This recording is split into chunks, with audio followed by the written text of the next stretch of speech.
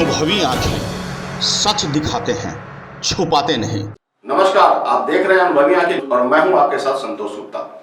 आइए देखते हैं बिहार न्यूज फास्ट में क्या है कुछ खास। बिहार के डिप्टी सीएम तारकिशोर प्रसाद विभिन्न योजनाओं का शिलान्यास करने पूर्णिया के बनमनखी अनुमंडल पहुंचे। बता दें, बिहार सरकार के उप मुख्यमंत्री तारकिशोर प्रसाद स्वर्गीय मंगलचंद खेमका स्मारक का अनावरण किया। बता दें कि आखिरकार विवादों से घिरे मंगलचंद खेमका चौक का अनावरण कर दिया गया। उप मुख्यमंत्री तारकिशोर प्रसाद का भव्य स्वागत किया गया। बनमनखी विधायक कृष्ण कुमार ऋषि एवं पूर्णिया सदर विधायक विजय खेमका ने साल माला पहनाकर स्वागत किया। वहीं इस मौके पर विधानसभा MLC Dilip Jaiswal, Banmankhi SDM Navneel Kumar, SDPO Vibhas Kumar, नगर परिषद अध्यक्ष विजय शाह, सीओ अर्जुन कुमार विश्वास, भाजपा कार्यकर्ता मौजूद रहे। बता दें, मंगल चौक, अशोक सम्राट सहित विभिन्न योजनाओं का शिलान्यास किया गया। वहीं आनंदी जानकी महिला कॉलेज में अशोक सम्राट सहित विभिन्न योजनाओं का शिलान्यास किया गया। डिप्टी सीएम के स्वागत में कॉलेज छात्राओं ने मधुर संगीत की प्रस्तुति दी। इस अवसर पर डिप्टी सीएम तारकिशोर प्रसाद व विधायक क्या कुछ कह रहे हैं, देखिए। अशोक भवन जो 1,39,00,000 की लागत से जिसका निर्माण होना है, उसका हमने शिलान्यास किया है और 68 लाख की लागत से और भी सड़क एवं कई योजनाएं हैं, उसका भी आज शिलान्यास हुआ है। नगर पंचायत बनमनखी को हमने नगर परिषद बनमनखी में उत्क्रमित किया है और वास्तव में बनमनखी अब एक नगरीय स्वरूप पूरी तरह ले चुका है और पूरे इस क्षेत्र का यह एक व्यावसायिक केंद्र भी है। बरसों वर्ष से बनमनखी व्यवसाय के क्षेत्र में अग्रणी रहा है और नगरीय सुविधा देना हम सबों का, हमारे विभाग का भी दायित्व है, हमारा सरकार का दायित्व है। लेकिन कोरोना के कारण हम लोग कहीं न कहीं ठहर गए थे। जो आर्थिक प्रवाह था तो रुका था, उसके कारण समय पर और जो आवश्यक कदम उठाने थे वो उसमें विलम्ब हुआ। लेकिन धीरे धीरे अब इन चीज़ों से हम निकल रहे हैं। तो आने वाले दिनों में बनमनखी के नगर परिषद क्षेत्र के विकास के लिए जो भी योजनाएं नगर परिषद की जो बोर्ड है वो पारित करके भेजेगी, तो हम निश्चित तौर पर उसको हम लागू करेंगे। और बनमनखी रेलवे स्टेशन जो इस शहर को 2 भागों में बांटता है, उसके लिए फुट ओवर ब्रिज तत्काल हम कल ही रेल के जो हमारे महाप्रबंधक हैं इसी रेलवे के, उनसे बात करके इस प्रस्ताव को रेलवे बोर्ड में हम निश्चित तौर पर भेजेंगे, जिससे कि इस क्षेत्र के लोगों को आवागमन में कठिनाई नहीं हो। इससे इसका स्थायी समाधान तो आरो भी है, क्योंकि जो अस्पताल है और जो बड़े बड़े संस्थान हैं सब रेल से 2 भागों में बंटा है, तो अस्थायी तौर पर आरो भी बने, उसके लिए तो प्रयास होगा ही। लेकिन तत्काल रेल के द्वारा फुट ओवर ब्रिज बनने की प्रक्रिया प्रारंभ हो, इसके लिए हम सभी आवश्यक कदम उठाएंगे। और बिहार सरकार के जो भी योजनाएं हैं वो बनमनखी में आने वाले दिनों में दिखेंगे। हमारे यहाँ के सम्मानीय विधायक और हमारे नेता श्री कृष्ण कुमार ऋषिदेव जी लगातार बनमनखी के विकास के लिए चिंतित रहते हैं। मैंने देखा है कि किस प्रकार से जहाँ नरसिंह अवतार हुआ था उसके विकास के लिए और भी पर्यटन मंत्री के रूप में भी कई क्षेत्र के विकास के लिए उन्होंने काफ़ी आवश्यक कदम उठाए हैं। और कृष्ण कुमार ऋषिदेव जी को मैंने देखा है कि 2005 से हम सब साथ हैं, सदन में बनमनखी के विकास की बात हमेशा ये करते रहते हैं। और मुझे वित्त मंत्री और उप मुख्यमंत्री बनने के बाद भी हमारे कृष्ण कुमार ऋषिदेव जी ने बनमनखी के विकास के लिए कई बातें कही थी। उसी में से एक कदम था कि नगर पंचायत से इसे नगर परिषद में प्रोन्नत किया गया है और आगे भी सारे आवश्यक कार्य किए जाएंगे। सर, आज बनमनखी में मंगल चौक के नाम से अनावरण होने जा रहा है, सर क्या कहेंगे आप? देखिए, आज पूरी बनमनखी की जनता उत्साहित है, इसलिए कि बिहार के चर्चित परिचित और इस सीमावर्ती क्षेत्र के लाल और कटिहार विधानसभा क्षेत्र के निवासी और वहाँ के विधायक और बिहार के हमारे उप मुख्यमंत्री आदरणीय तारकिशोर प्रसाद जी के स्वागत में बनमनखी की जनता आंखें बिछाए खड़ी है।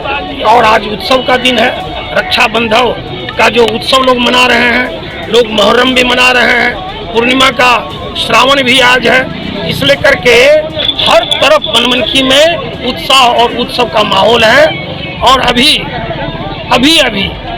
आदरणीय बिहार के उप मुख्यमंत्री तारकेश्वर जी का यहाँ पदार्पण होगा और इस चौक पर जो यहाँ के समाज सेवी मंगलचंद खेमका हैं, उनका जो प्रतिमा स्मारक बना है उसके स्मारक का उद्घाटन करेंगे, प्रतिमा का अनावरण करेंगे, इसलिए कि बनमनखी की जनता ने उन्हें बुलाया है। और इसलिए बनमनखी की जनता आज उत्साहित है कि हमारे उप मुख्यमंत्री जी यहाँ प्रतिमा का अनावरण करेंगे और इस स्मारक का उद्घाटन भी करेंगे।